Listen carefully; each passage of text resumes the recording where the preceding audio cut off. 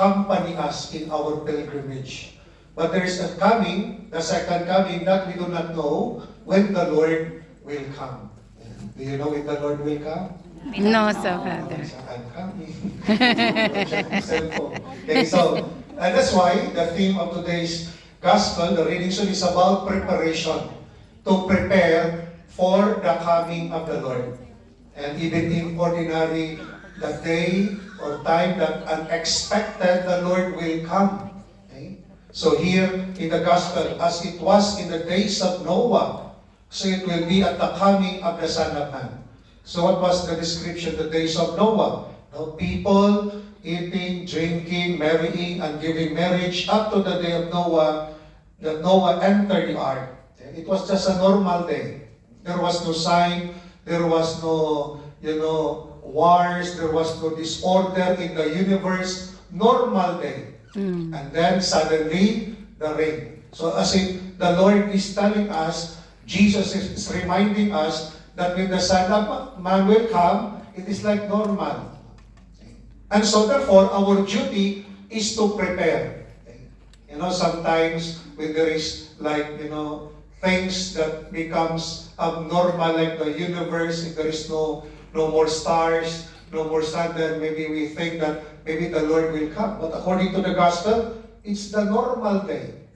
And suddenly, the Lord will come. So our duty, therefore, is to prepare. How to prepare? What to prepare? Internally, prepare our hearts. Prepare our soul. Therefore, Christian life is a life of preparation. Yes. We cannot say, I will prepare later on. But today, I will enjoy. But at the moment we receive the sacrament of baptism, actually the sacrament of baptism, that is our first death. We die as worldly. Now we live as in spirit. The wonder St. Paul reminds us that we walk now by faith. We allow faith to guide us. So we have to prepare internally. The second reading, beautiful reminder, according to St. Paul, to the Romans, it is the hour now for you to awake from sleep. Of course, not literal sleep, but our faith must be awakened. Faith should not be inside the church, but every day we go back to our work, to the society. Faith must become alive. Faith not only in the church. So inside the church, very faithful. Outside the church, going back, destroy one another. No concern of brothers and sisters. As if inside the church, the faith is awake. Outside the church, asleep. Yeah. Even before eating, forgot to pray. But faith must be alive. That's why St. Paul, let us be awake. And to be awake means, that's why to be awake, to be aware, not to fall into sin. Let us throw off the works of darkness and put on the armor of light. Let us conduct ourselves properly as in the day. Not in orgies or drunkenness, not in promiscuity and lust, not in revelry and jealousy. But put the Lord Jesus Christ and make no provision for the desires of the flesh. So meaning our focus, our spiritual. That if we focus in our spiritual life, we are spiritually awake.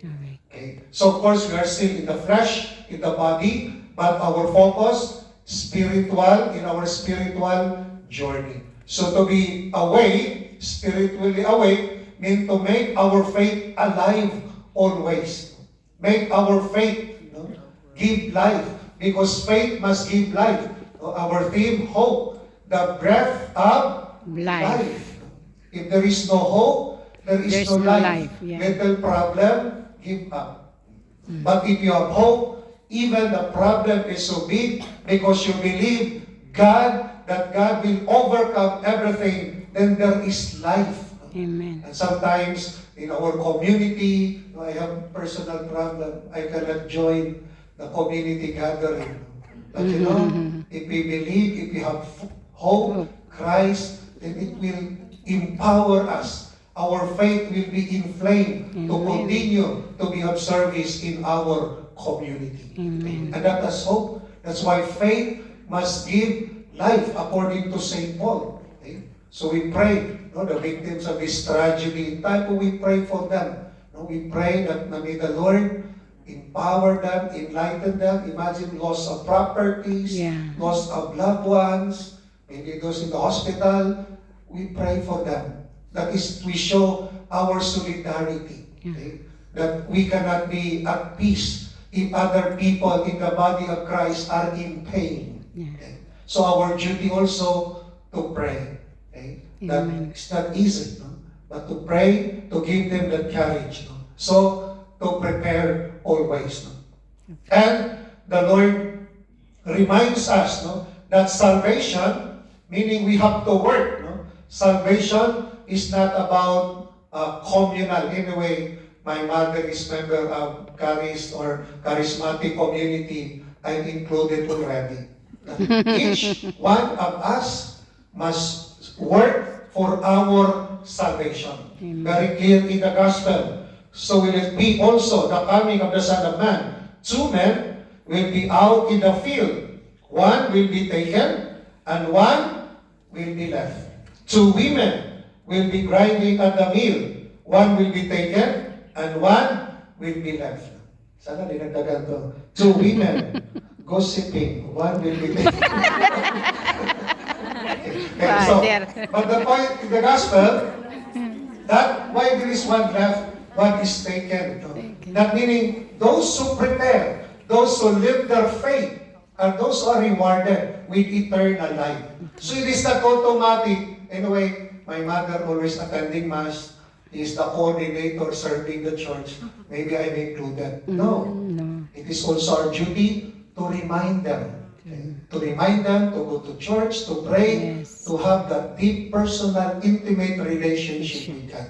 It is also our duty as migrants to bring our brothers and sisters, migrants, closer to the Lord.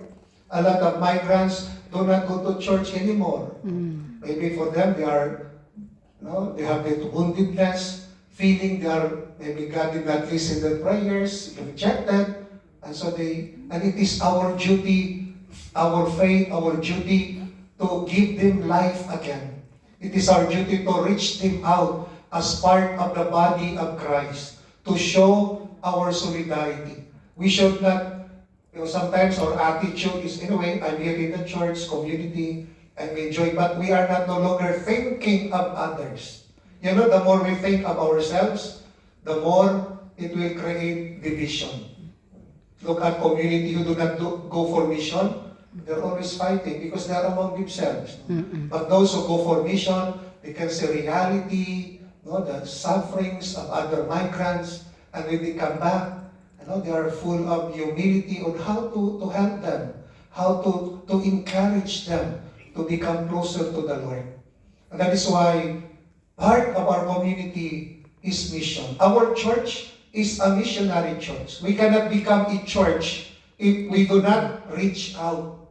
And that is why the Pentecost reminds us we are missionary, powered by the gifts of the Holy Spirit, but the challenge, go. That's why different languages, go to the whole world, proclaim the good news.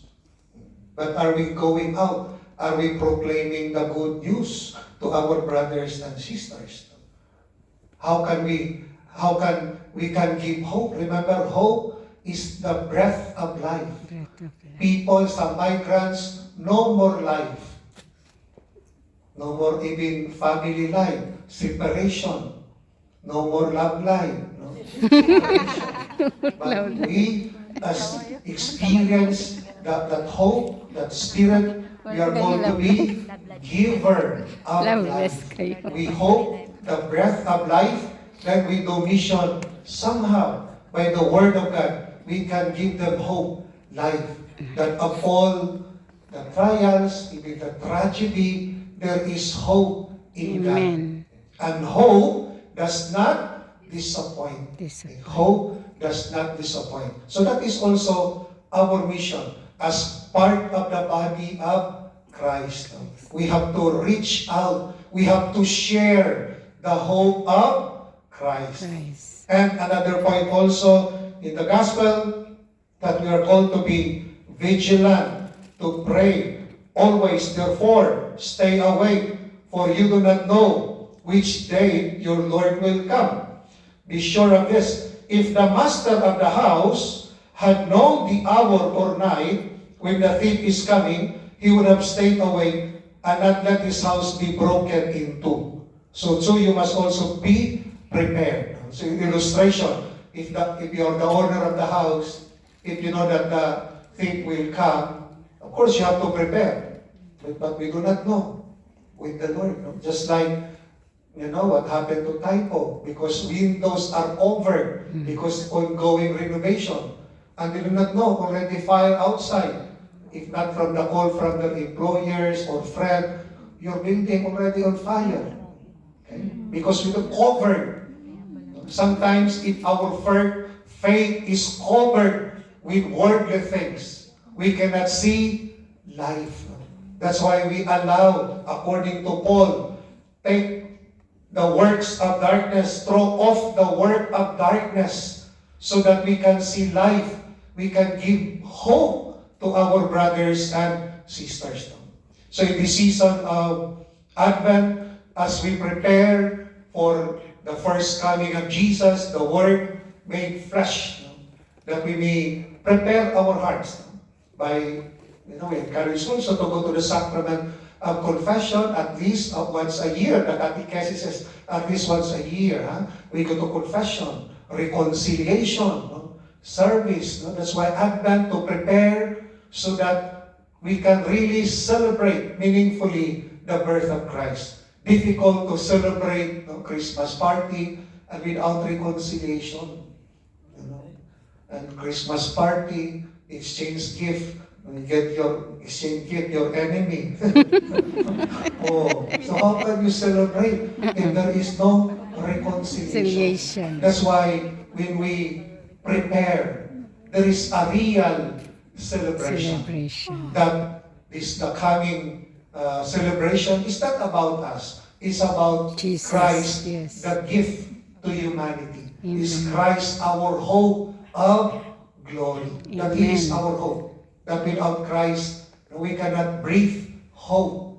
But because of Christ, even in darkness, even in difficulties, we breathe hope. There is life. As St. Paul said, if God is with us, who can be against us? Amen. And so in this Mass, we ask the grace of God that to give hope, to inspire members in our community. We are not perfect. Some communities are different ideas, but do not allow our ego to be the center, but allow our faith.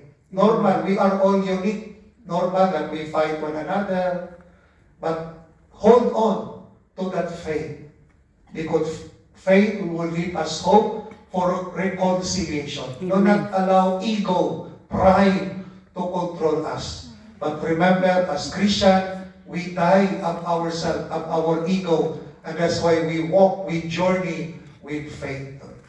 Amen. Amen. Let us all stand.